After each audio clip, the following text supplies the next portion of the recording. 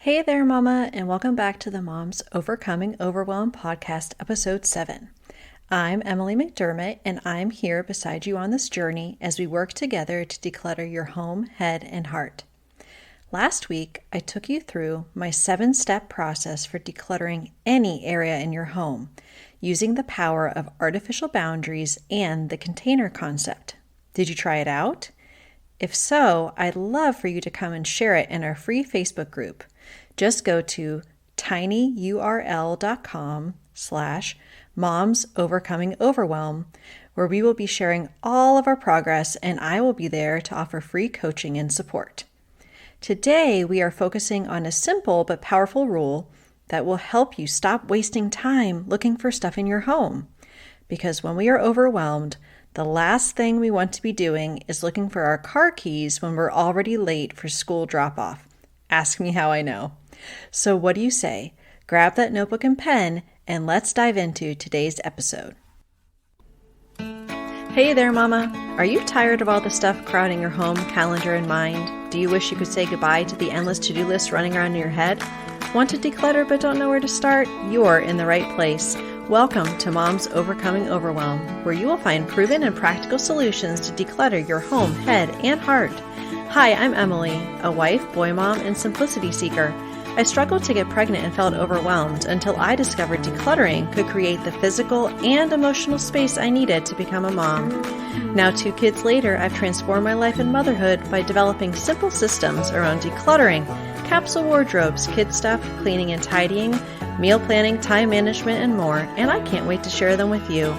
If you're ready to reclaim the time and energy you crave, be present with your kids, and finally enjoy the life and motherhood you so deserve, let's kick overwhelm to the curb, shall we?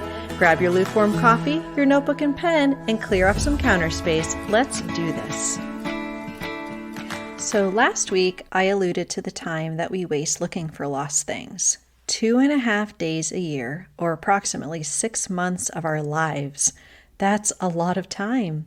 And according to a 2017 Lost and Found survey, the top things we lose are remotes, phones, keys, glasses, shoes, and wallets or purses.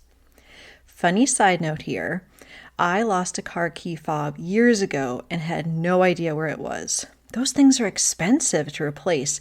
I was so annoyed at myself for losing it. Literally like a year later, I found it in a bin where I keep our wrapping paper and gift bags, and I was so excited. Now I had an extra, but it was short-lived.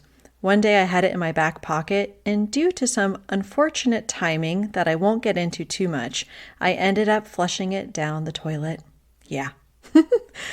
So also when it comes to my phone, I rely very heavily on my Apple Watch, which has a feature to allow me to find my phone. It has saved me more times than I would like to admit. But instead of relying on having tracking technology on all the stuff that we might lose, there is a better way to manage our stuff. It comes down to a simple rule you've probably heard many times before. A place for everything and everything in its place. Or in other words, everything in your home must have a home. This simple but powerful rule is important not only to save us the annoyance of finding our lost keys or wallet. There are 3 reasons why everything having a home is so important.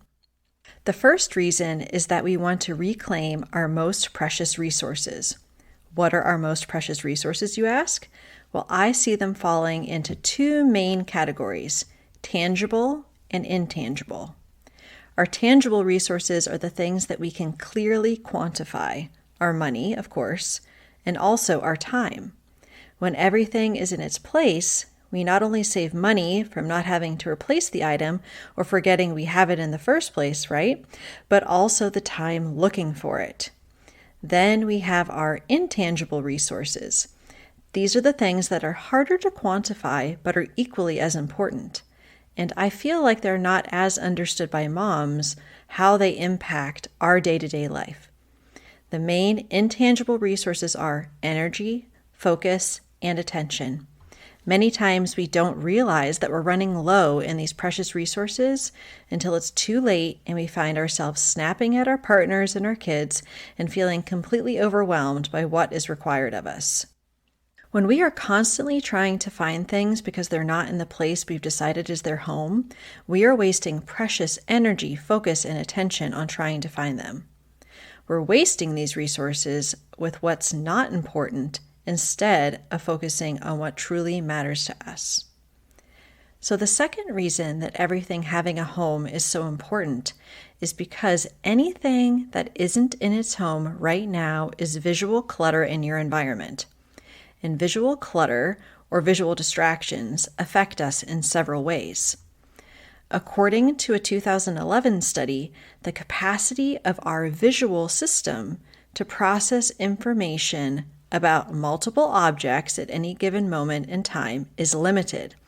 In other words, when an area is cluttered, it is more difficult to focus and process information. And a 2016 study found that your short-term or working memory is negatively affected when you are surrounded by clutter that is not relevant to the task you are trying to complete. Things out of place remind us just by their presence that they are not where they belong, and so our brains are constantly distracted by things like a random dirty sock that needs to go in the laundry, a bill we haven't paid, stuffed animals that need to go back to the kids' rooms, and so forth. And unless we are taking action on that thing in the moment, we just keep making these mental reminders of what needs to be done and getting distracted by them. So reasons number 1 and 2 are specifically about things that we use regularly and we need, like our car keys, that are not where they belong. But what about the clutter surrounding us that we don't need? That's where reason number 3 comes into play. Sometimes finding the things that we use and need is made more difficult because we are surrounded by clutter. Clutter can be defined in many ways, but my favorite definitions are, number 1, anything that is kept even though not used, needed, or wanted. Number 2, too much stuff in too small a space, which reminds me of the container concept we talked about last week. The third definition is my favorite, which is a quote from Christina Scalise. Clutter is the physical manifestation of unmade decisions fueled by procrastination. The clutter that surrounds us represents unmade decisions. We have not made a decision whether we truly want it or need it, and especially where it is supposed to live. So it lives on surfaces or stuffed in drawers or hidden away in rooms with closed doors. Everything in your home needs to have a home. And if it doesn't, either because it doesn't fit in the space or you don't know what to do with it, it is clutter and requires action. We are going to dive deep into the effects of clutter on our health and our children's health in next week's episode, but for now, let's give one major example of how clutter impacts you. It raises cortisol levels.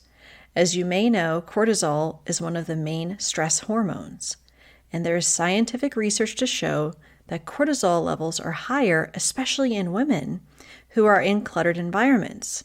This should come as no surprise if looking at clutter stresses you out, like it does me. You're not making it up. It actually is stressing you out. So now, let's have the stuff meet a system. What is our plan of attack for making sure we are following the simple rule of everything having a home? Here are a few practical things you can do.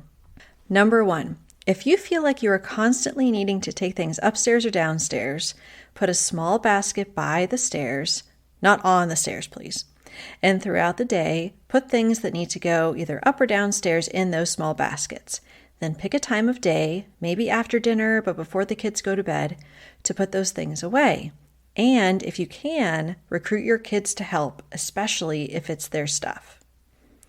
The second tip I have, we talked last week about the container concept or the container rule and artificial boundaries.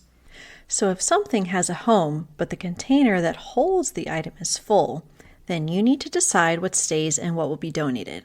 For example, if I have a Target bag filled with new socks for my kiddos that's been sitting on the dining room table for a week, I want to take the socks to the drawer where my kids' socks live and see if what can reasonably fit in there so I can declutter the rest. If you have stuff that seems to be in limbo a lot without a home, like mail and packages that come in, things that need to be returned, or current projects that are in process, do your best to have a temporary holding spot for those things with the understanding that you will set up a time to take action on them, like the mail, Amazon packages, Target returns, for example. Or you have a time frame in place to complete a project and have a set working space for it. If I'm working on a long-term craft project with my kids, I'm not going to keep it on the kitchen counter. I may temporarily bring it to the laundry room or somewhere where I can store it until we can finish the project in a timely manner, but not any place that's preventing me from doing what that space is designed for. So to recap, when everything has a place in your home and it's in that place, it helps you reclaim your precious resources of money, time, energy, focus, and attention. Since our stuff is constantly being used and moving around from place to place, developing simple systems to ensure that everything goes back to its home by the end of the day, or is donated if there's no place for it, will go a long way to make sure your home is staying clutter-free and your visual environment isn't stressing you out. I hope this episode blessed you and would love to see you over in the Facebook group so we can share our progress. Next week, we are going to dive a bit deeper into what clutter is stealing from us, specifically how it negatively impacts our physical, mental, and emotional health, as well as the health of our children. I look forward to seeing you next Thursday. Bye for now. If you like today's podcast, here's what you can do. Just take 30 seconds to leave me a review. I know you're a busy mama. You're overwhelmed, in fact. But 30 seconds of your day makes such an impact. I'll be blessed by your words. They'll definitely make my day.